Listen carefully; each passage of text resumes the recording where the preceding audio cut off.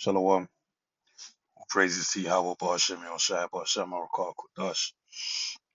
Double honors unto the elder apostles of Great Millstone who rule well. And Shalom to the overflow elect. Additions to Esther 3, verse 1. And Mordecai took his rest in the court with Gabitha and Pharaoh, the two eunuchs of the king and keepers of the palace. Right. So this is setting the stage, alright, with two eunuchs, Gabitha and Pharaoh. All right, now to be a keeper of the palace is a very, you know, top tier elite rank to have. All right, because um, I haven't actually delved into what a keeper of a palace is, but if I'm going in accordance with the letter, all right, that's similar to a cupbearer, to someone that bears the signet ring of the king. These are things that are, guarded by someone with great trust towards that that figure of authority, all right, and you would have to have proven yourself and to have a great level of endearment towards that individual. Verse 2, and he heard their devices and searched out their purposes and learned that they were about to lay hands on Asterex, the king, and so he certified the king of them.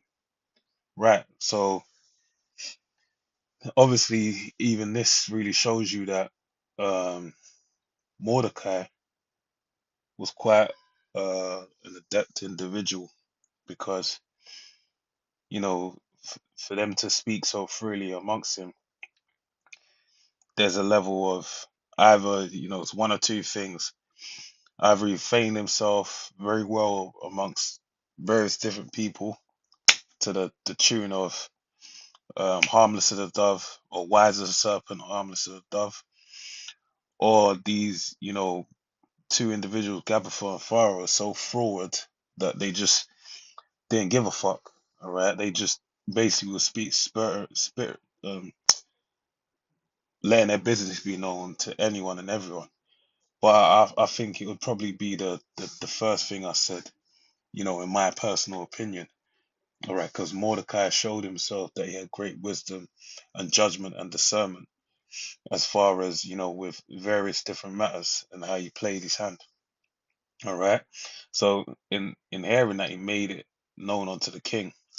Verse 3, then the king examined the two eunuchs, and after that they had confessed it, they were strangled. Right, so the king, even Asterix, or Xerxes as he's known in common, secular history today, basically showed his subtlety as well, his ability, in that he examined the two. All right, he sized them up and judged them, and then found them out. All right, to the point to where they confessed, and then put them to death by strangulation. Verse 4. And the king made a record of these things, and Mordecai also wrote thereof.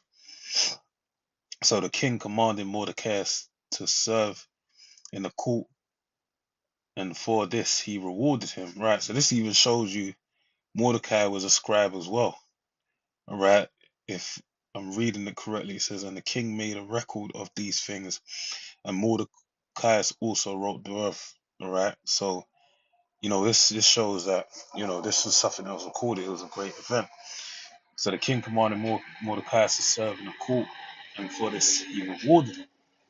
Right. So he obtained greater favor and place in the eyes of Asterox the king.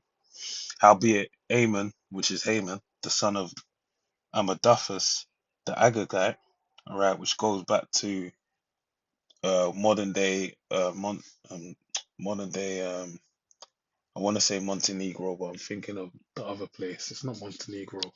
Macedonia. All right, modern day Macedonia, which shows you those people that came out of Greece, with King Philip, Alexander the Greek. They basically were of Edomite line, all right, which is in the Apocrypha. It goes into it how they share kinship with Esau, all right, who was in great honor with the king. So he already had great status with the kings, sought to molest Mordecai. Right, now when you look up this word molest, the true etymology of it is to basically harass. All right, I forget there was another word, harass, agitate, harass. All right, so when you take it to modern day terminology, just like the word gay, you could see where it translated to molesting children or molesting people because you're harassing, you're agitating them. All right, so he sought to agitate, harass Mordecai and his people because of the two eunuchs of the king. So this shows you that he was part of the conspiracy as well. They were friends of his, all right, Haman. So it really exposes that through the spirit, this was all set up, you know, to get him up out of the way. So Haman, that is. So with that, I pray you edify to the next one. Say shalom. Shalom.